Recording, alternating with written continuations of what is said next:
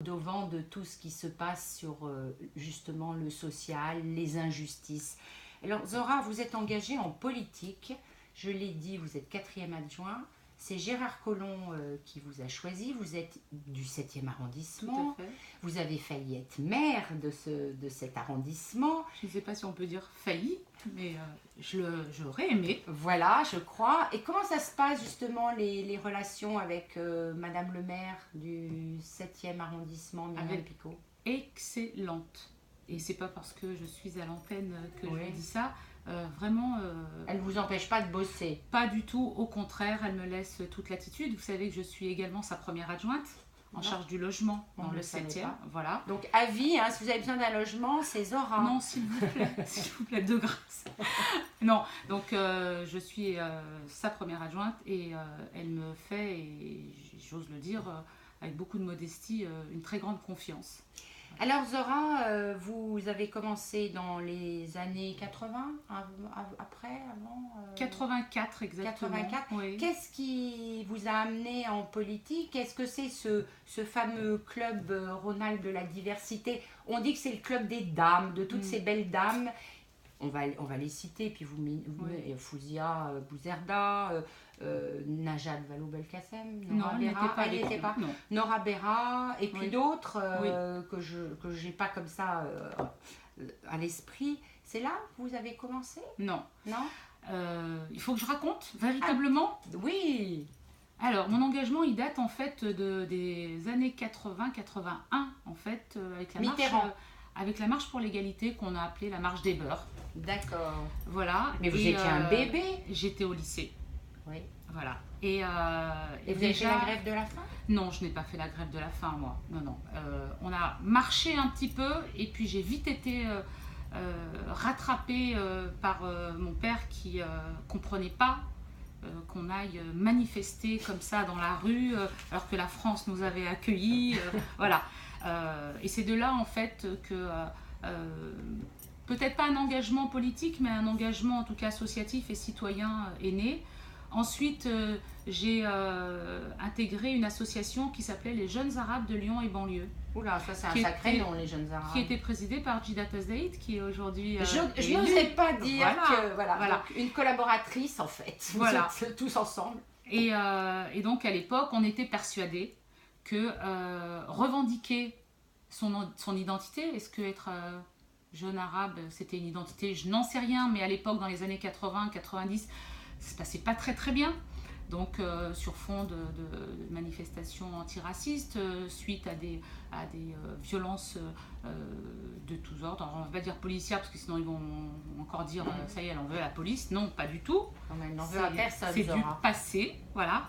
Et donc on était persuadés que si on était dans un registre identitaire, presque communautaire, mais pas du tout au sens religieux, parce qu'à l'époque on n'avait pas du tout Voilà. cette dimension, aucunement. C'est ce que je voulais vous poser. Vous étiez des Arabes laïcs ou des musulmanes laïcs, ça peut aussi exister. Franchement, Fabienne, à cette époque-là, on n'utilisait même pas le terme de musulmane.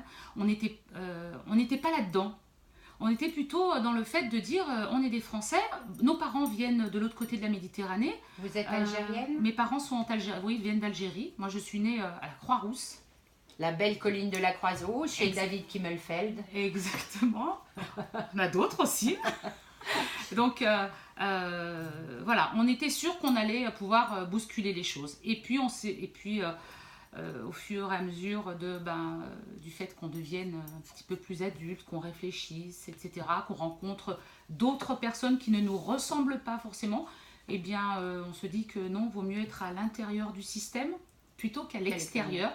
Et donc j'ai rejoint le Parti Socialiste, j'ai mis du temps, en 2001, avec la campagne des municipales à Lyon, et puis surtout en suivant Jean-Pierre Flaconèche, qui était le maire du 7e arrondissement. Était maire du 7e arrondissement de 2001 à 2014. Et j'ose le dire, c'est lui qui m'a... qui vous a mis en politique et donné l'envie de faire. Exactement. Parce que vous êtes une femme qui fait et qui dit.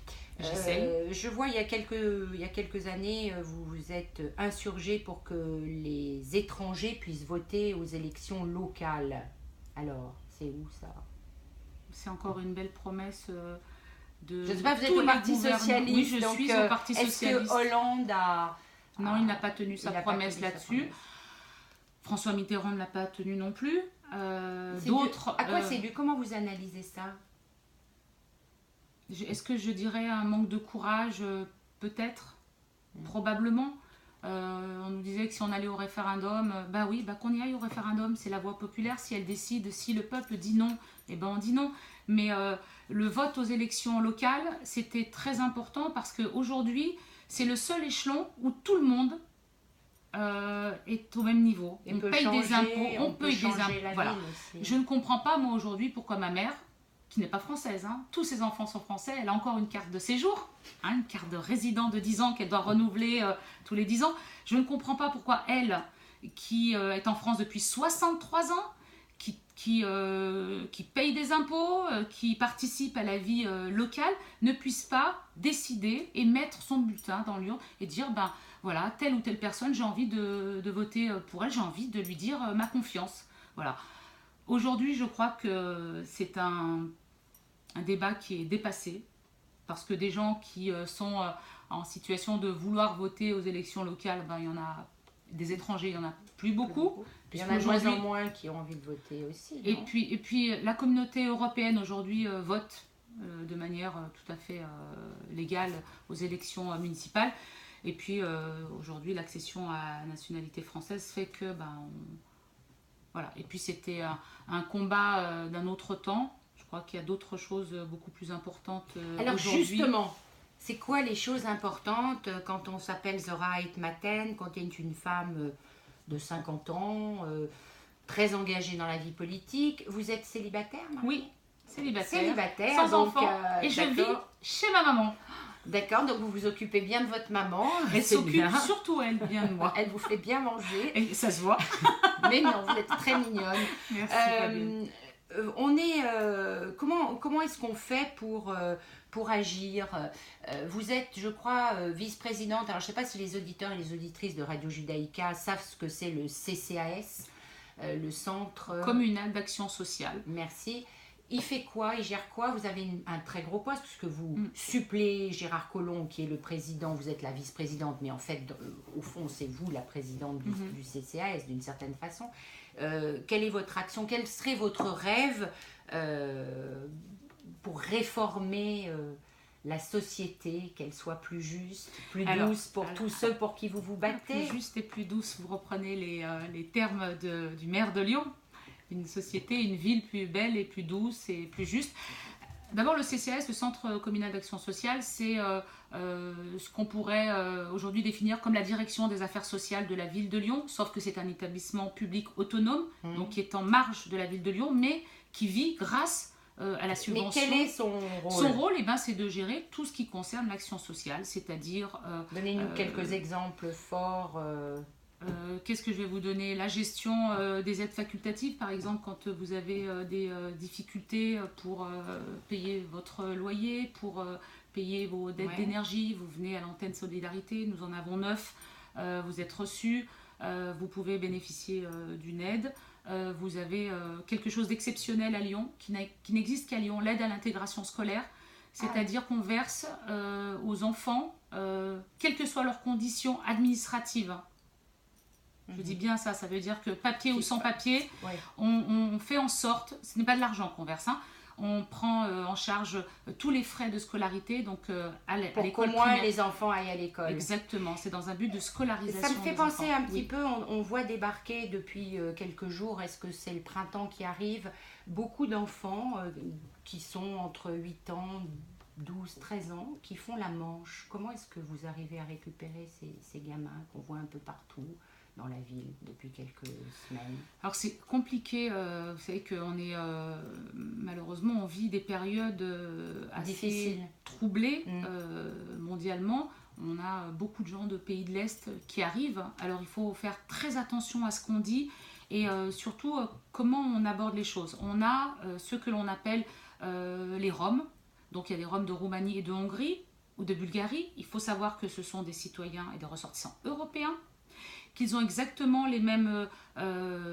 droits attention entre guillemets, que les autres ressortissants européens, c'est-à-dire ils peuvent rester 3 mois sur le territoire français Avant d'être expulsés. Avant de repartir chez eux. Il n'y a pas d'expulsion. C'est comme un Italien, un Espagnol. Mais sur ces jeunes enfants qui ne sont pas forcément des Roms, parce qu'on voit aussi des alors Polonais justement, je vous disais, donc il y a les Roms, il y a les gens de la communauté européenne qui sont ressortissants européens, donc eux qui ont le droit d'aller et venir, voilà, mais dans des conditions aussi réglementées. Et puis on a tous les gens qui arrivent des pays de l'Est qui n'appartiennent pas au bloc européen, donc l'Albanie, le Kosovo. Comment vous faites pour les récupérer dans la rue? Vous les récupérez? Il y a des moyens? Alors, il y a deux choses. Les enfants, c'est pas la responsabilité de la ville de Lyon, c'est la responsabilité de la métropole de Lyon, puisqu'ils gèrent la protection de l'enfance, l'aide à l'enfance, etc. Mais nous assurons également, on a une cellule, enfin on a un conseiller technique qui gère tout ce qui concerne les gens à la rue, les squats, les bidonvilles, etc. Et on a un partenariat très fort avec l'ensemble des associations et avec la métropole de Lyon pour essayer de sortir ces enfants de la rue. Mais malheureusement, c'est pas évident. Voilà. Dites-moi, Zora, le temps passe vite en votre présence. Vous êtes membre de la Chambre de commerce France-Israël depuis 1997? Non, elle a été créée en 1997, depuis un certain nombre d'années. 2008 à peu près. Voilà. Et vous êtes assez atypique parce que Zora Etmaten, quand on lui parle d'Israël, l'autre jour on s'est rencontrés, je ne sais où, vous avez dit j'adore Tel Aviv. Oui. Ah oui, vous... Alors, je vais le dire, j'avais déjà eu l'occasion de le dire à l'antenne de RJL. J'aime beaucoup Israël. Ouais. D'abord, c'est un pays jeune, c'est un pays qui explose de dynamisme, d'enthousiasme. C'est le pays des startups. Voilà. Après, on n'oublie pas. Alors, je ne suis pas là pour faire de la politique, mais il ne faut pas oublier aussi qu'il y a un versant palestinien. Voilà, exactement. Et que moi, mon rêve, vraiment, alors tout à l'heure vous me demandiez de quoi je vais faire un peu Miss France. Allez-y. La paix dans le monde, mais surtout la paix à cet endroit-là. Et surtout, je sais que c'est difficile parce que c'est les politiques qui ne sont pas d'accord. Les peuples peuvent s'entendre, mais les politiques ne s'entendent pas, comme de partout. Un État palestinien à côté d'un État israélien, en garantissant la sécurité de l'un et de l'autre. Bien sûr, c'est mon rêve, c'est pas que le mien. J'ai rencontré des Palestiniens sur place. Et puis surtout, j'ai beaucoup d'amis israéliens et j'ai beaucoup d'amis dans la communauté juive. Et oui, pour dire, j'adore Tel Aviv parce que c'est une ville qui pulse. C'est la ville du 24 heures sur 24, un peu comme New York. Oui, c'est vrai. Voilà. Dites-moi, Zora, d'ailleurs, parce que vous ne faites pas de politique, vous avez signé quoi pour les présidentielles? Je soutiens le candidat du Parti Socialiste, donc Benoît Hamon. Donc, vous pensez que Benoît Hamon représente bien le Parti Socialiste? Pourtant, il y en a plein, notamment à Lyon, qui ne soutiennent pas le candidat du Parti Socialiste, des élus qui ne se sont pas mis aux normes des primaires. C'est quoi ça, ce bazar? Chacun assumera ses responsabilités le temps venu, et je crois que le temps est venu aujourd'hui. On est membre du parti. Alors, moi je suis membre du Parti Socialiste. Je suis élue parce que je suis socialiste, tout simplement. Et que il n'y a qu'une seule chose qui dirige mes actes, c'est la loyauté. Toujours. Toujours et encore. Et la franchise, vous avez remarqué, chers auditeurs sur Radio Judaïka. Je suis loyale envers le parti qui a fait que je suis aujourd'hui là où je suis. C'est pas lui qui me l'a donné. J'ai été aussi arrachée un peu les choses, forcer le destin. Mais du coup, je lui dois bien ça. Et donc, voilà, je soutiens. J'ai adhéré à la Belle Alliance Populaire qui disait qu'on s'engageait à soutenir le candidat du Parti Socialiste. Donc, vous vous mettez dans ces rails-là. Mais je voudrais aller un petit peu... Vous étiez fabusienne. Oui. Laurent Fabius, il y a longtemps, je pense que quand vous avez commencé un peu votre parcours politique. En revanche, comment Hamon est perçu, puisqu'il est plutôt perçu comme quelqu'un de très à gauche de la gauche du Parti Socialiste.